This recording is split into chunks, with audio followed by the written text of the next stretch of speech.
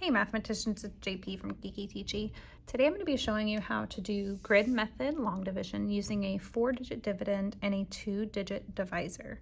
So notice that I've started by turning my paper 90 degrees so that the blue lines on my paper are facing vertically. So today we're going to be dividing 1032 by 12.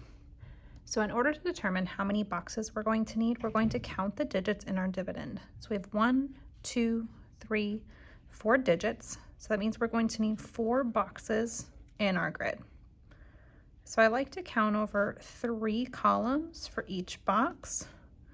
1, 2, 3. 1, 2, 3. I find that 3 columns really gives me just the right amount of room to do my addition and subtraction without being too cramped. So before I get started, I need to place my digits in each box. I'm going to start with the thousands place. So I'm going to put 1 in my first box, 0 in my second box, 3 in my third, and 2 in my fourth. Notice that all of my digits are in the farthest right-hand column of each box.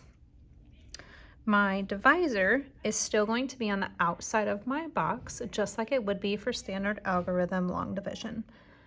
So before I start dividing, I need to do my multiples of 12 as well as my steps for long division. So I'm going to do my multiples of 12 off to the side here.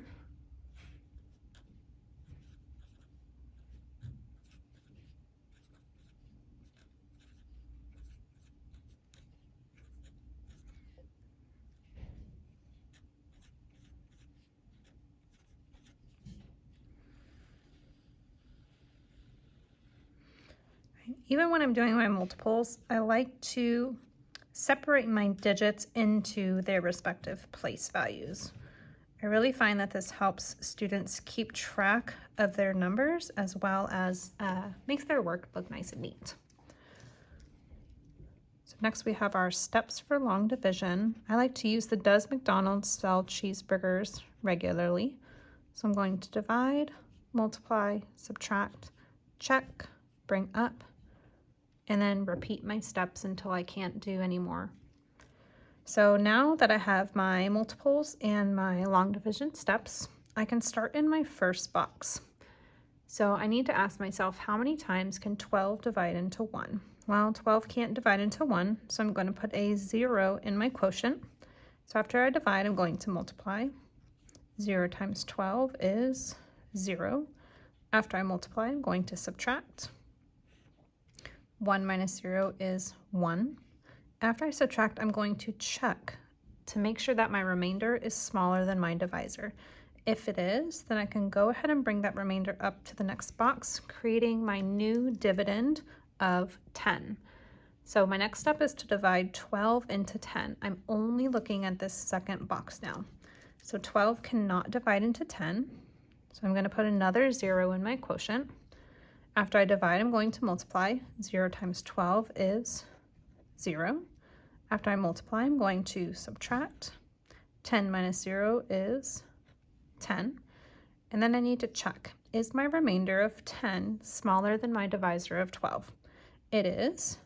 So I'm going to bring that number up into my next box. So I now have a new dividend of 103.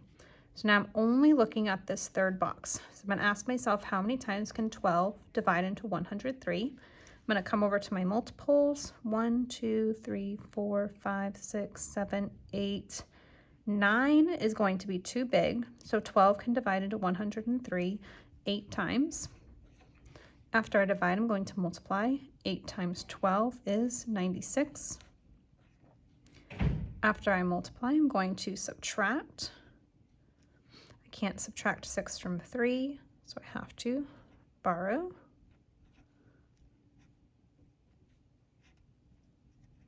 So 13 minus 6 is 7. 9 minus 9 is 0. 0 minus 0 is 0. After I subtract, I'm going to check. Is my remainder of 7 smaller than my divisor of 12? If it is, I can go ahead and bring it up into my final box. And now My final dividend is now 72. So I need to ask myself, how many times can 12 divide into 72?